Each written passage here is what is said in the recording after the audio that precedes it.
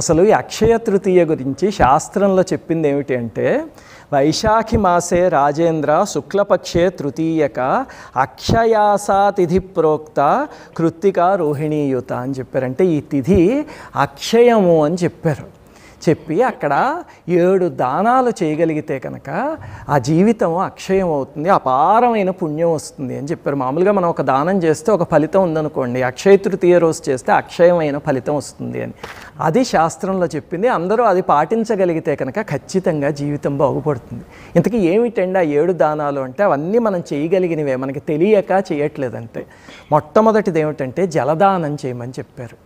జలదానం అంటే ఇప్పుడు ఉదాహరణకి వేసవికాలం కదా, మీ ఇంటి ముందు ఒక చిన్న టేబుల్ వేసి ఒక కుండ పెట్టుకొని వచ్చిపోయే వాళ్ళందరికీ పాపం రోడ్డు మీద వెళ్తే మంచినీళ్ళు అవసరం అవుతాయి కదా, మంచినీళ్ళు ఇవ్వండి.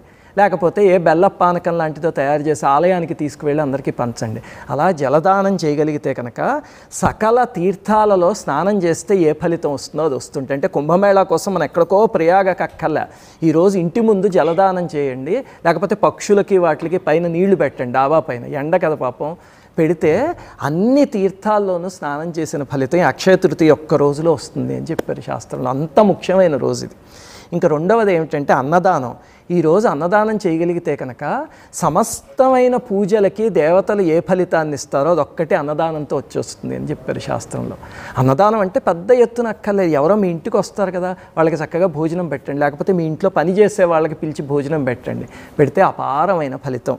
ఇక మూడవది వస్త్రదానం చేయమన్నారు. తెల్లటి వస్త్రాలని దానం చేస్తే ఈరోజు జాతకంలో అకాల మృత్యు ఉంటే అది కాస్త పోతుంది అని చెప్పారు. చూడండి ఎంత అద్భుతమైందో, తెల్లటి వస్త్రాలు దానం చేస్తే అంత ప్రయోజనం.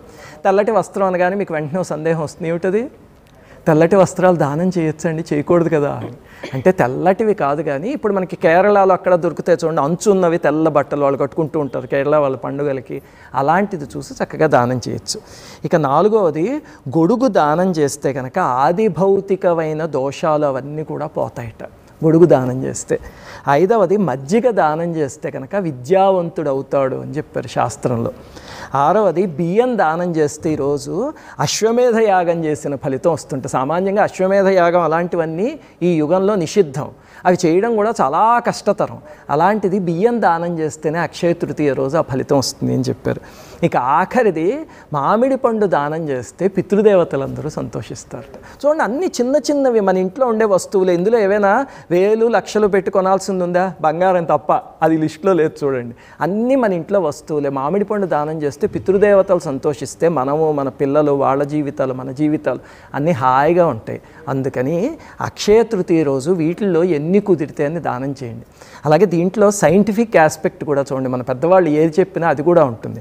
ఇక్కడ మీరు జలదానము, తెల్లటి వస్త్రాలు, గొడుగు, మజ్జిగ, ఈ 4 వినగానే మీకు ఏం గుర్తొస్తుంది? మామిడి పండు, సమ్మర్ సీజన్, అక్షయ తృతీయ అక్కడే వస్తుంది చూసారా. మన పెద్దవాళ్ళు ఏది పెట్టినా సరే అలా పెడతారు. ఈ సమ్మర్ సీజన్లో ఇవన్నీ ఇవ్వగలిగితే సాటి మనుషులు, పక్షులు అవన్నీ కూడా చాలా ఆనందంగా ఉంటాయి. అందుకని చూడండి దాన్ని తీసుకొచ్చి పండగలో కూడా చేర్చారు. అది మన ఋషుల శాస్త్రీయత.